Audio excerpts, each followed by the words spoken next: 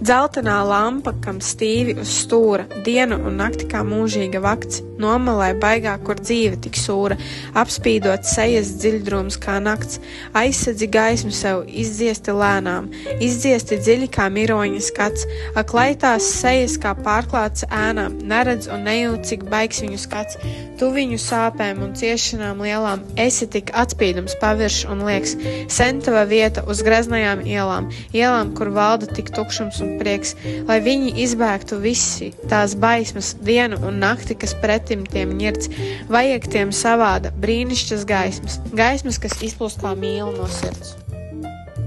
Afišas, pilsētu dvēseles, krāsainas, kliedzošas kā dāmu zeķis, asiņu sarkanas, melnas un dzeltenas, no katra stūra man staba un pievārtas uzbāžas ciešākā pusnaktī netiklas.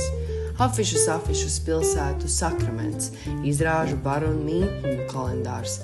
Mīlu jūs, kā savā zēnībā, kājbumbu, boksu un saldējumu vafeles. Daudz, kas man dvēselē tūs jūsu raibumu un burtu rindu spēj kontrastiem lūzumiem. Afišas, jūs manas steidzīgās dvēseles labāka pavāra grāmata. Saldējums, cik reizes tramvajos braucu bez biļetes, lai nopirktu tikai tevi.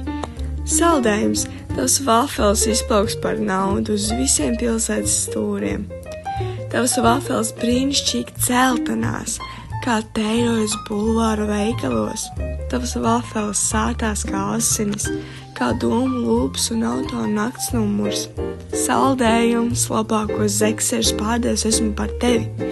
Retākās markas ar tīģeriem raibiem kā skatu loks, ar žirafēm garām un slaļām kā radio toni. Saldējums, tavu vēsumu karo kā ēters. Es sajūtu asāk par meitenes lūpām un bailēm.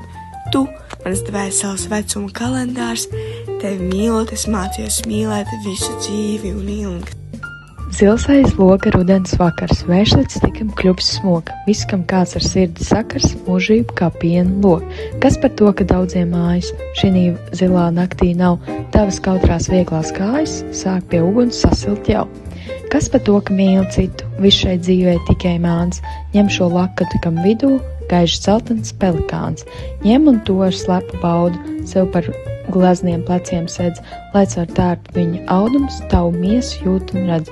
Dažreiz labāk ilgot lūpas, bet nekad tās neskūpsīt, tad pār sirdī tieksmu šūpus, tikai kā gudra putni krīt.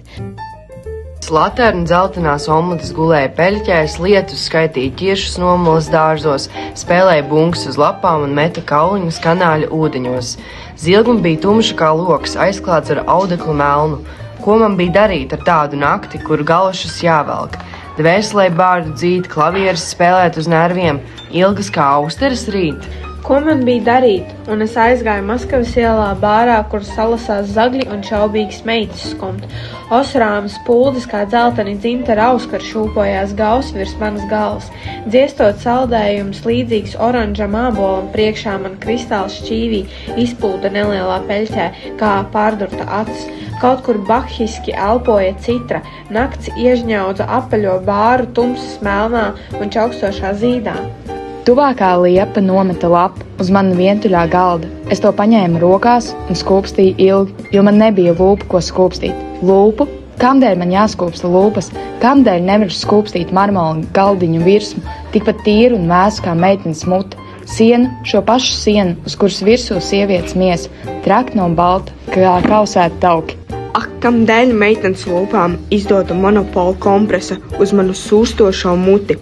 Varbūt tam dēļ, lai es sēdētu viens te ar mūžīgām ilgām un rakstītu dīvainas vārsmas par sevi, kas mīl meitenes lūpas vairāk par visu.